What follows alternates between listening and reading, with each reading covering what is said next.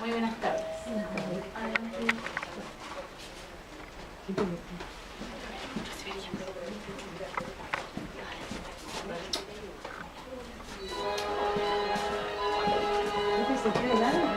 Muy buenas tardes, mi nombre es Juan José Collado, periodista, gestor cultural. Hace poco estábamos recordando una actividad hace un par de años donde hablamos de uno de los grandes de la literatura británica, Oscar Wilde. Hoy día es don Víctor Hugo, tremendo autor, político, poeta, engloba todo lo que es el siglo XIX cultural francés. Nace en 1802, muere en 1885, es hijo del general bonapartista Joseph Hugo y de una señora que es más bien monárquica. Esto va a ser fuente de pelea entre el matrimonio. Permanentemente los papás se van a separar siendo él muy niño. Primero va a decantar por el lado de la mamá, hacia el lado monárquico. Después va a ir evolucionando y se va a ir acercando más a las ideas del padre. Incluso en una de las obras que vamos a comentar hoy día, que es Les Miserables, hay un personaje que es el alter ego de él. Como su obra podemos destacar que fue un poeta lírico en las contemplaciones, un poeta muy duro con Napoleón III en Los Castigos y un poeta épico en La Leyenda de los Siglos. Como novelista tiene dos obras que las vamos a reseñar hoy día, que son Les Miserables, publicada en 1862, y Notre Dame de París, publicada en 1831. Como político fue diputado en la Asamblea Nacional, estuvo en contra de la pena de muerte y fue feminista antes que existiera el feminismo. En una carta a un amigo le escribió que el hombre no puede ser libre si la mujer es esclava. Bien. Un adelantado a su época. Durante el periodo de Napoleón III se exilia y termina publicando Les Miserables viviendo en Londres. Cuando muere en 1885 le hacen un funeral de estado y asisten 2 millones de personas.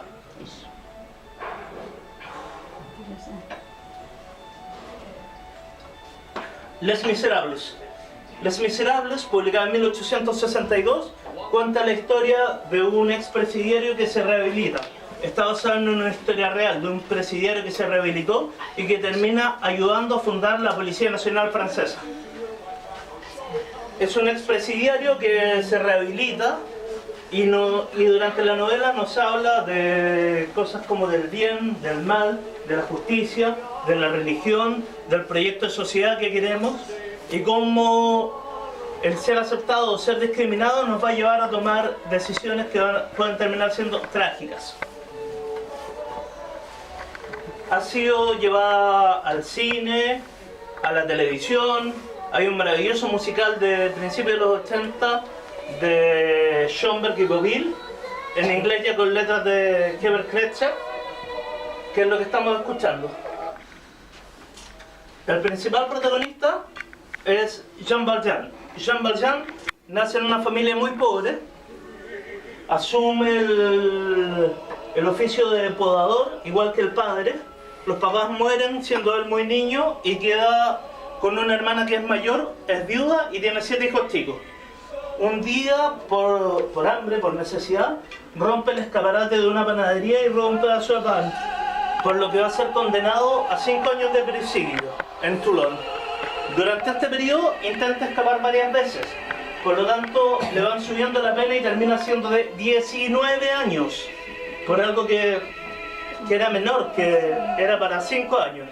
Cuando es liberado, llega a un pueblo donde todo el mundo lo rechaza, todo el mundo lo corretea y lo discrimina mucho por el hecho de ser un expresidiario.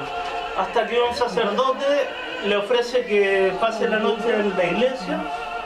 Este hombre, como viene con toda la maldad, se roba unos cubiertos, lo arrestan, lo llevan ante el cura y el cura les dice que en realidad le regaló ese cubierto y unos candelabros para que empiece una nueva vida. Llega a otro pueblo donde va a terminar convirtiéndose en dueño de fábrica y alcalde. Por circunstancias por una mala suerte, llega como jefe de policía alguien que lo recuerda del presidio de Toulon y por ciertos detalles lo va recordando. Es un policía que lo va a perseguir toda la vida. Al final él se reivindica y construye una vida nueva, lo que nos habla de la posibilidad de la reinserción social de quienes han tenido que delinquir para sobrevivir. Estamos escuchando a Alfie Boe, que es quien interpretó a Jean Valjean en 2010 en el concierto de los 25 años del musical. Y a continuación vamos a disfrutar un poco de la versión de Colm Wilkinson, que es quien lo interpreta en su formato original en Londres, en Broadway, y en el concierto por los 10 años de la obra, que fue el año 95, que se llama el Dreamcast.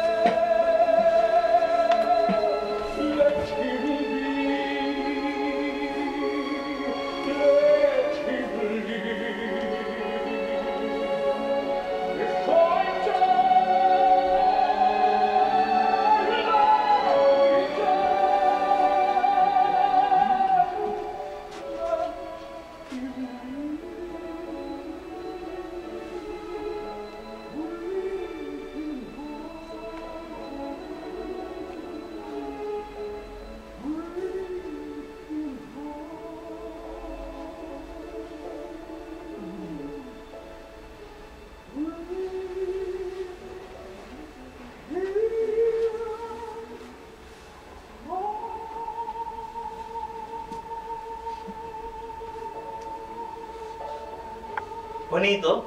Muy lindo.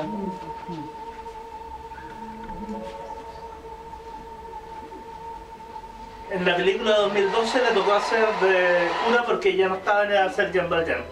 El inspector Javert es el antagonista de la obra, hijo de gitanos, nace en la cárcel, pero cuando crece se va a convertir en oficial de policía.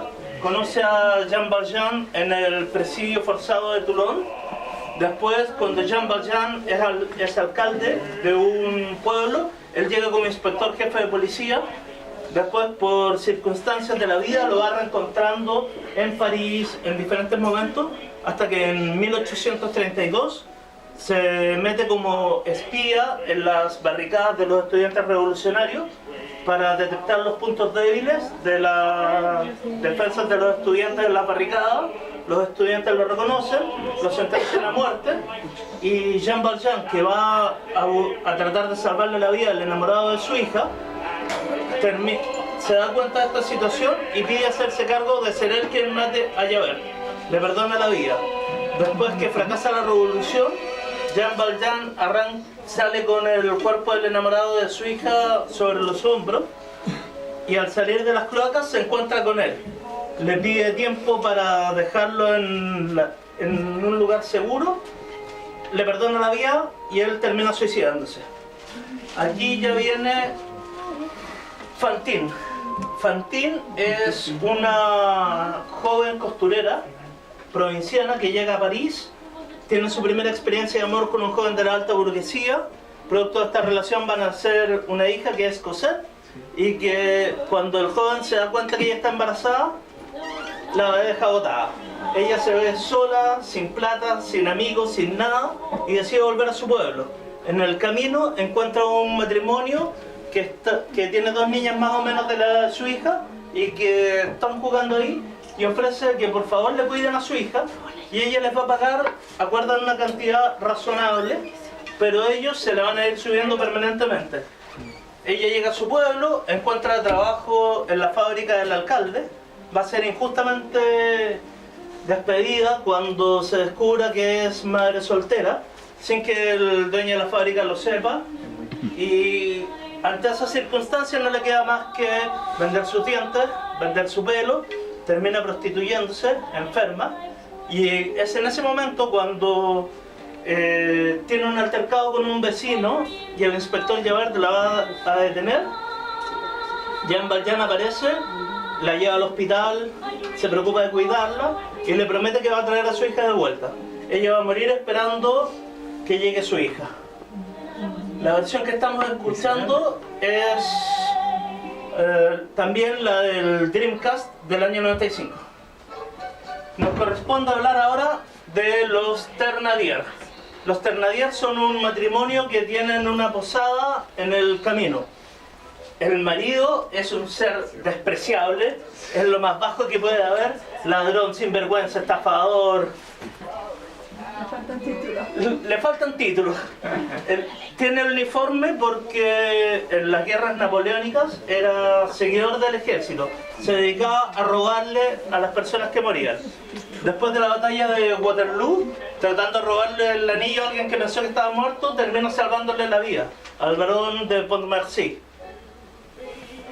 Después va a conocer a la que va a ser su señora, que es una mujer grande, gordota, que por la única persona que tiene afecto es por sus dos hijas, a Selma y Eponine.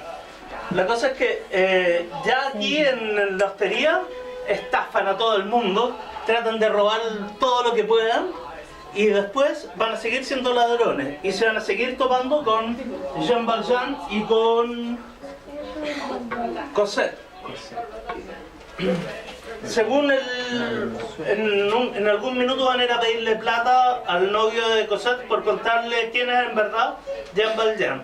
Pero resulta que el novio es hijo del barón de Pontmercy y pese a que ya sabía todo lo que le iban a decir, termina dándoles plata. Según el libro, ellos terminan siendo traficantes de esclavos en Colombia.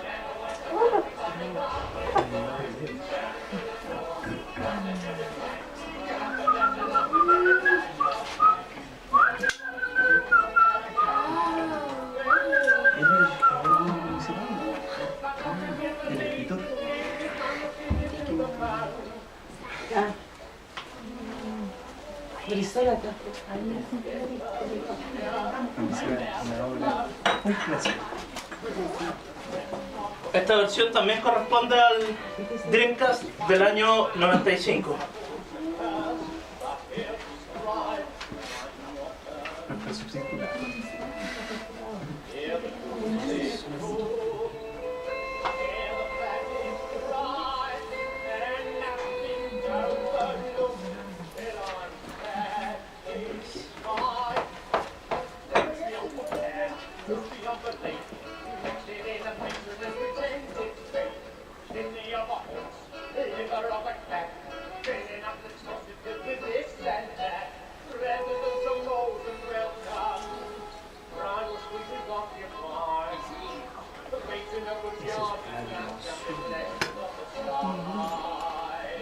Es un personaje. Y ahí está contando cuánto les va a cobrar extra por cada cosa. Sí, siempre fueron frescos, sinvergüenza, ladrones, estafadores. Y cuando tuvieron a Cosette, la tenían de sirvienta, la tenían para los peores trabajos, la hacían levantarse antes que saliera el sol, para las cosas más pesadas la tenían a ella. Segunda generación de protagonistas, Marius Pontmercy. Marius Pontmercy es, como les dije en un comienzo, hay un personaje que es el alter ego de Victor Hugo, Marius Pontmercy. También es hijo de un oficial bonapartista, igual que lo fue Victor Hugo. La mamá fallece cuando él es niño de gripe y queda al cuidado del abuelo materno, que es Lucas Espíritu Gilmoran, que es absolutamente monárquico. Y aíslan de la familia al papá de este joven. Le van a decir a él desde chico que su papá es lo peor, que su papá es un carnicero, que su papá es un asesino, que no sé qué, que no sé cuánto, por el hecho de haber sido un oficial napoleónico. A los 14, 15 años, a través de un cura, va a saber la verdad de que su papá siempre lo quiso, que el papá le mandaba cartas, que el papá le mandaba regalos, pero que es el abuelo el que no quería pasarle las cosas. En ese momento, él rompe relación con el abuelo y con la familia rica y decide vivir de lo que él pueda generar y se va reconciliando con la figura del padre. En algún minuto, 4 o 5 años después de separarse de la familia del abuelo, va a conocer a una niña que es Cosette, se van a enamorar y él ya está comprometido a la revolución del año 32 con los jóvenes estudiantes, donde va a ser herido de gravedad. Jean Valjean lo saca sobre su espalda. Durante su delirio, como está ahí en la imagen, va a ver los fantasmas de todos sus amigos. Cuando despierta, lo dejan casarse con Cosette. El día del matrimonio, Jean Valjean va y le cuenta una parte de la verdad de la historia. Como le cuenta solamente la parte de que él es un ex delincuente, él lo aísla. Y después de un año, como les dije anteriormente, van los Thénardier a tratar de sacarle plata y ahí él termina de darse cuenta de la verdad, de que fue Jean Valjean quien lo salvó. Va con Cosette a ver a Jean Valjean y lo ven cuando él está muriendo. Según el libro, entra una luz en la ventana de la pieza representando un gran ángel listo para recibir el alma de Jean Valjean y llevarla al paraíso. Según el musical, se le aparece Fantine, se le aparece otra niña y se le aparece también el obispo que le generó el cambio. Aquí es la única que preferí la versión de la película, porque realmente la versión de Amanda Seyfried es maravillosa. Cosette es hija de Fantine. Vive 4 o 5 años más o menos al cuidado de los Thénardier, para que la manden a buscar agua, para que la levanten a las 5 de la mañana en invierno, a barrer, a hacer todos los trabajos pesados de la hostería. La rescata Jean Valjean y la lleva a París. Ahí se va a educar en un colegio para señoritas, un colegio de monjas. Cuando termina su educación van a volver al mundo exterior y van a llevar una vida de un padre viudo con su hija. Hasta que también por casualidades, por mala suerte, se vuelven a topar con el inspector Javert y termina casada, feliz y reconciliada con su padre. Dentro de otras curiosidades, ella sería la representación de una actriz con la que Víctor Hugo tuvo una muy larga relación y resulta que casualmente la fecha en la que tiene su primera cita con Marius coincide con la fecha en que se conocieron Víctor Hugo y la actriz. Escuchemos un poco el final. Bueno, la discriminación es terrible. Ya vieron cómo la discriminación de diferentes formas llevó a casi todos los protagonistas a la muerte, a decisiones que los llevaron a un desenlace fatal.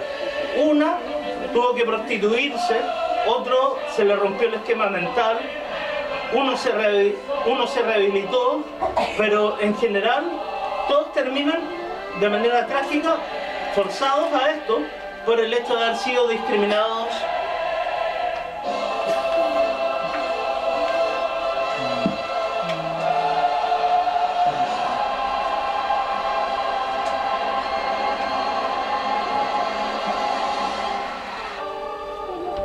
Nuestra Señora de París, publicada 30 años antes de Les Miserables.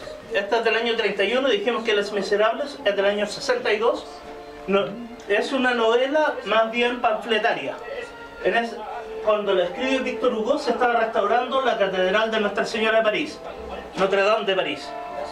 Y Víctor Hugo escribe esta novela en solo 6 meses como propaganda en defensa del arte gótico, del aporte del estilo gótico a la historia y al desarrollo de París y de Francia. Se centra en la historia de la gitana Esmeralda, de Quasimodo, de Claude Frollo y del capitán Febo. También se dice que durante la restauración, que en 2010 descubrieron que un artista británico que participó en la restauración tenía un tallador jorobado. O sea, el jorobado de Notre Dame tendría un antecedente histórico, ya que este personaje habría vivido en el mismo barrio de Víctor Hugo.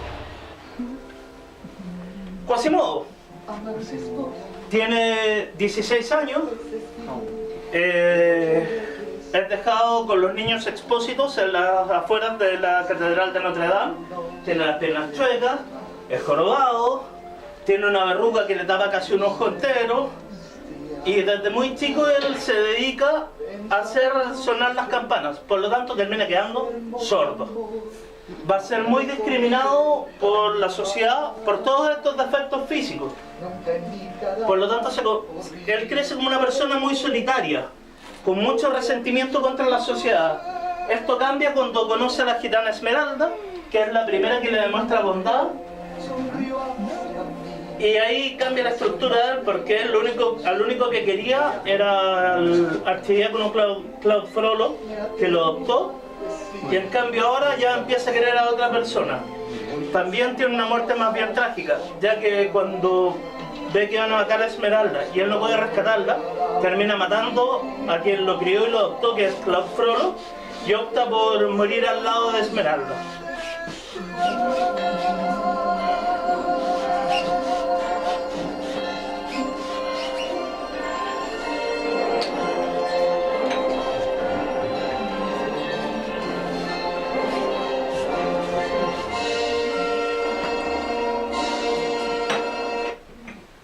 Esmeralda, 17 años, gitana, bailarina en la calle, es una persona muy bondadosa, pero también muy inocente.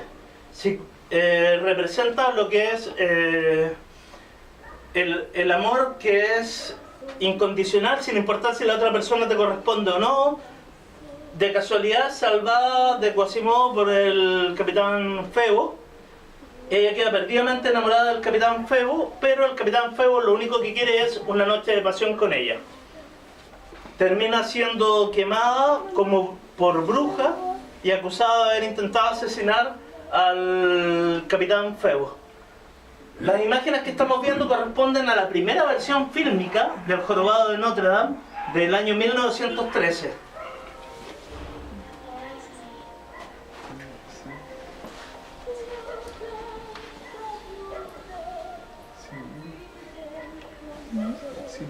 Hacia el final del libro se descubre que la madre biológica de ella era de origen francés y que se volvió loca cuando le robaron a su hija. Capitán Febo.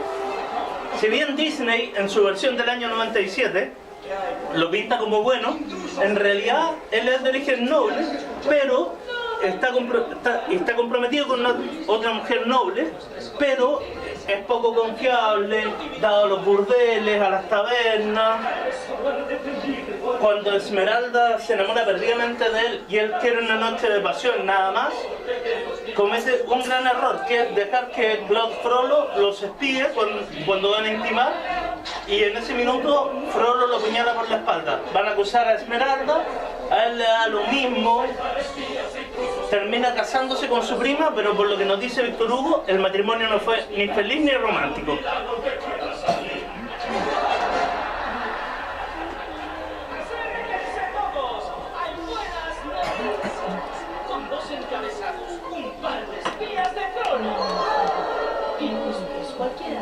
Su gran capitán y su secuaz campanero jorobado. Rápida es la justicia aquí y te.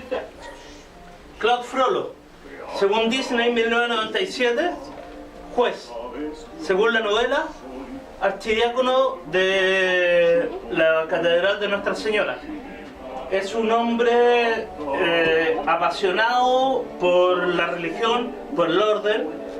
De hecho, él mantiene su voto de castidad toda la vida, hasta que conoce a Esmeralda.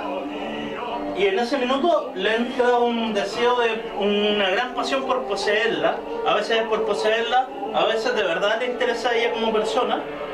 Pero también, al igual que en el caso del inspector Javert, son hombres dominados por pasiones. El orden, la ley, la religión, y que hay algo que les hace clic. en un caso es el hecho de que un expreso le salve la vida. En el caso de él, cuando conoce a una gitana.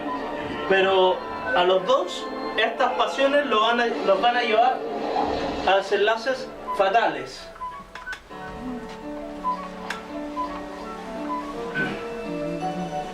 Ambas novelas, como toda la obra de Víctor Hugo, pertenecen al periodo llamado romántico, donde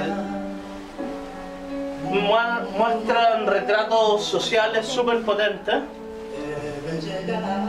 De hecho, el mismo Víctor Hugo dijo que la historia de Francia le dio la posición histórica de Les Miserables, que es la revuelta de los estudiantes de 1832.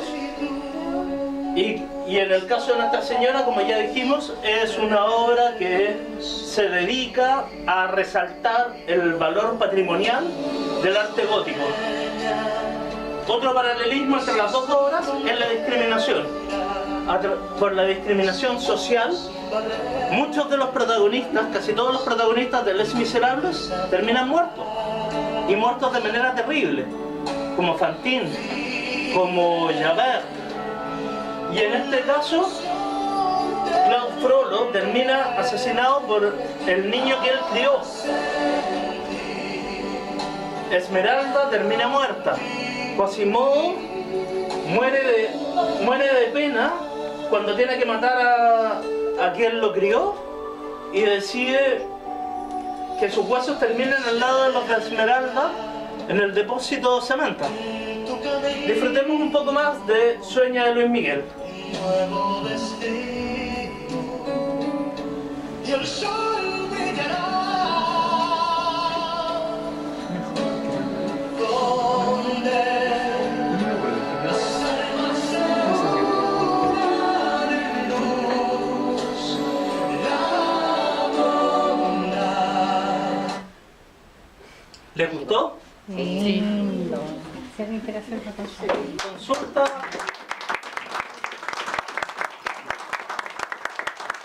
Consultas, opiniones.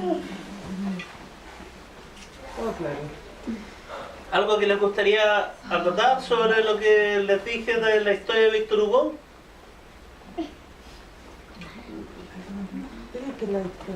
Un gran aplauso para José.